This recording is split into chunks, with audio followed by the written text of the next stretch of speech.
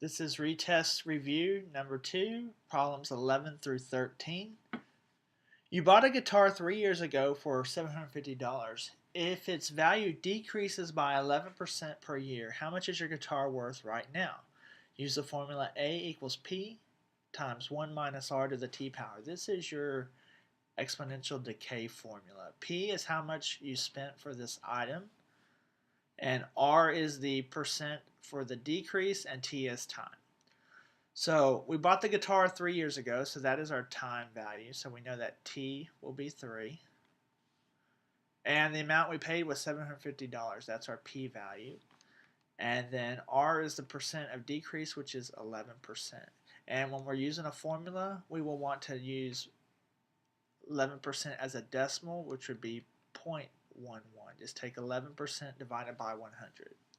So we want to know how much is our guitar worth right now. So that would be the A is what we're looking for. We paid $750. 1 minus our rate, which is 0.11%. That's how much it's decreasing, and it's been 3 years.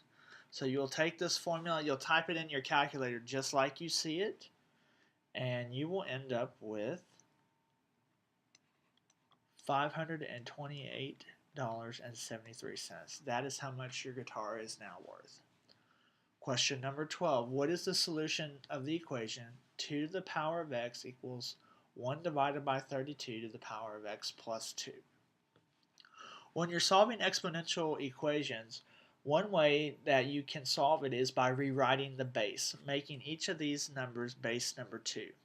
So what I would say is, can I take 2 and raise it to some power and get the number 32? So if you just kind of go through and multiply, 2 times 2 is 4, times 2 is 8, times 2 is 16, times 2 is 32. So I can. 2 to the 5th power equals 32. So what I would do is just take this equation. I got 2 to the x is equal to 1 over, and I'm going to say 2 to the 5th raised to the power of x plus 2. So this 2 to the 5th power is really 32. Alright, so we're getting closer. We're rewriting it with the bases the same. Now this 2 to the 5th is in the denominator of a fraction, so is there some kind of exponent we could use to raise it to the top or move it? And we know that exponents that are negative will move things up or down. So if this was at 2 to the negative 5, it would take it and move it to the numerator of a fraction. So this is what we have now. 2 to the x equals 2 to the negative 5 power to the power of x plus 2. Now this 2 to the negative 5 is really the same as 1 divided by 32. So we take in 1 over 32. We rewrote that number with a base 2. So now these two sides of our equation have 2 as the base. So what we'll do is use our laws of exponents to solve for x now. Because if these two sides are equal and the bases are the same, then the exponents have to be equal.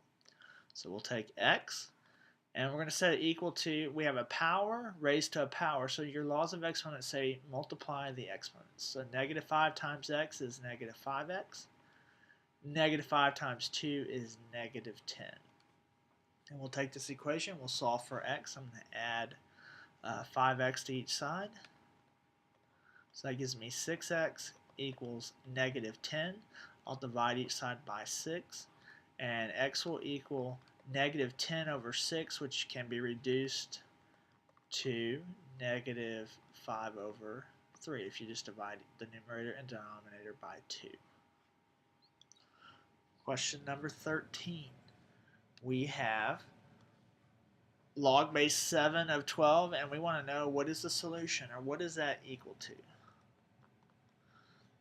What is this equal to? So we're going to use our calculator, and our calculator is programmed to base 10 or base E, and we're going to just change the base to base 10 and base E. To do that, we just take log, which log by itself is base 10, and we're going to put the 12 on top, and we're going to divide it by log of log base 10 of 7. So take the log 12, divide by log 7, and that will give us the value of this expression. You'll just type it in on your calculator, and the way you want to do this is there's going to be some parentheses that pop up. You will want to close the parentheses. Type that in, and you get a value of